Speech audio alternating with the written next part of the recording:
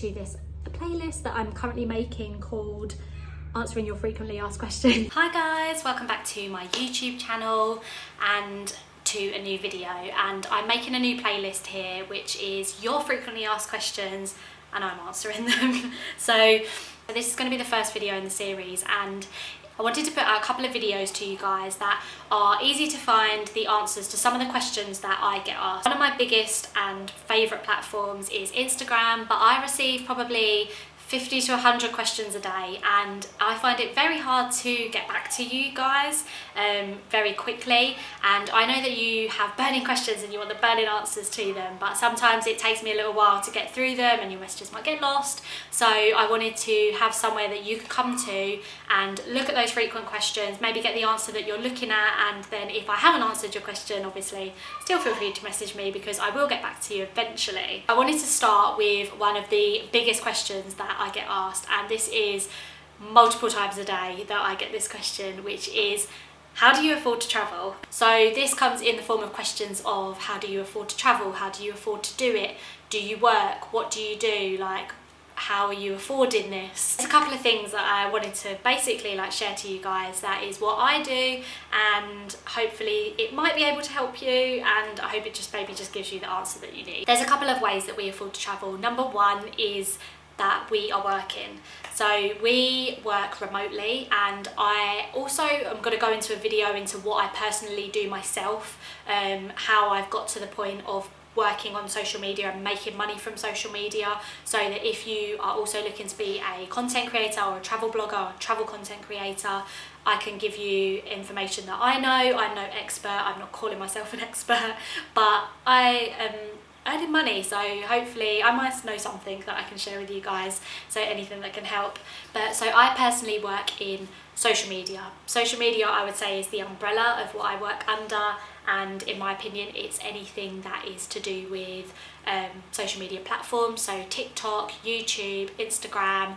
You make content, you could be a vlogger, you could be a blogger, writer, you could make UGC, you could be a information channel, anything. There's so many, and social media as a career path is such a new thing that I think people are still discovering. It is up and coming, and I think it's going to keep growing, and I hope it does. But myself, I work in social media, so I create content, I make videos. My husband does a lot of my filming for me. He then sends me the videos. I put them together in these little montages, or like I am right now, I'm sitting here talking to you in the front of the camera, and I put them together. I do the voiceovers, or I'll research the sounds, and I put that out onto the social media network, web, whatever you want to call it. So a lot of my videos will go onto TikTok, Instagram, YouTube, Pinterest, Facebook. I think that's it. That might be it. And I will then earn a couple of different ways. Like, there's a few ways that I earn money. Number one is through TikTok. So I am part of a platform on TikTok that pays for creators for their videos. So that's number one. I'll do brand deals.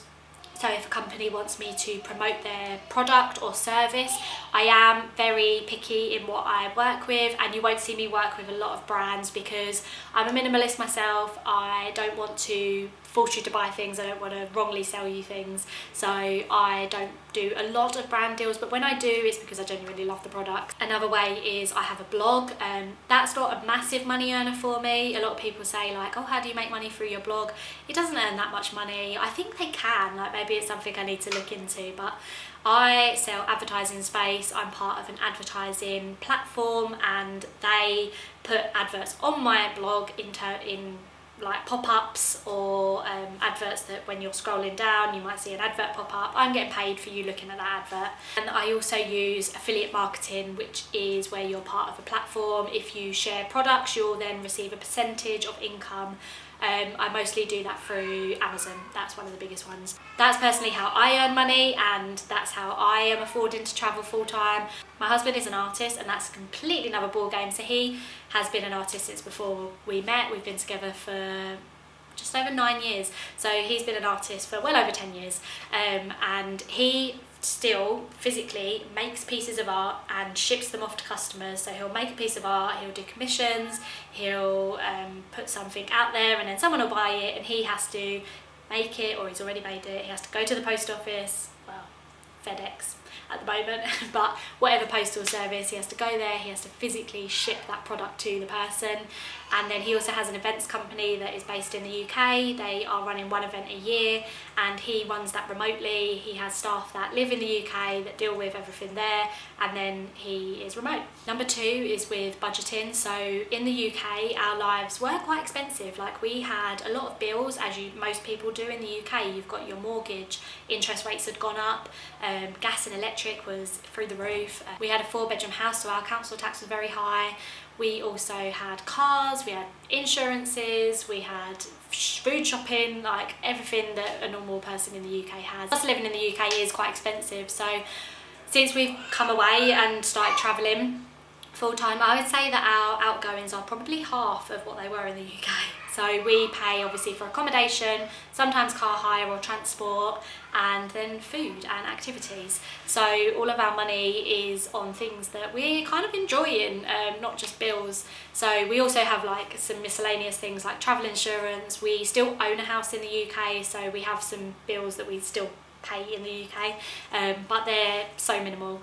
So our outgoings are a lot less than they were in the UK. And when people say to me like, oh, how do you afford to travel full time? I actually think, how did we afford to live in the UK? Because that was a lot more expensive than what we're doing now. So the gist of it is remote working and budgeting, careful budgeting, put them together, and that's how we afford to travel. I get a lot of questions about, obviously, I said I work in social media, my husband's an artist, so we are remote workers. Wherever we have Wi-Fi or access to computers, iPads, camera, my phone for example, we can work and we can earn money on the go. We don't need to be in an office, we don't need to have like a set time that we need to be at work or anything like that. So that is one big thing. Like, I think a lot of people will obviously come to realise if you've ever looked into full-time travel, you'll know that you'll probably still need to work or run your business, and that's a really difficult one sometimes for me to answer, because people say, well, like, what are some ideas, or like, what should I do?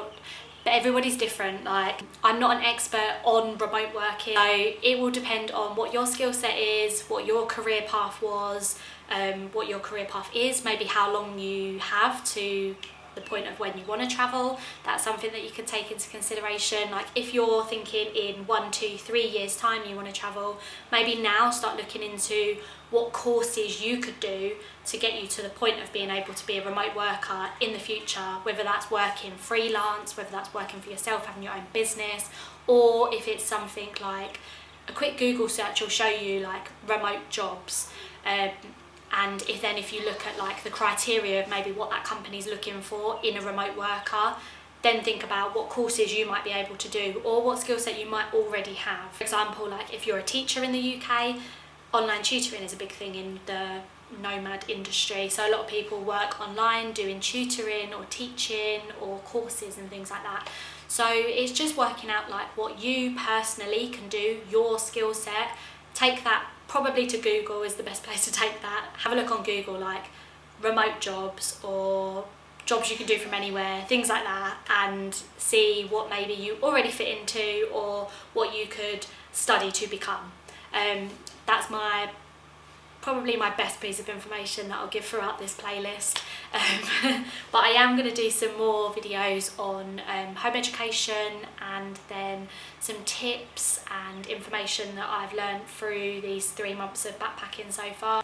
Hopefully you'll stick around for those videos, and thank you so much for following me and for joining us on this journey, because I really appreciate it, and I love you all, guys.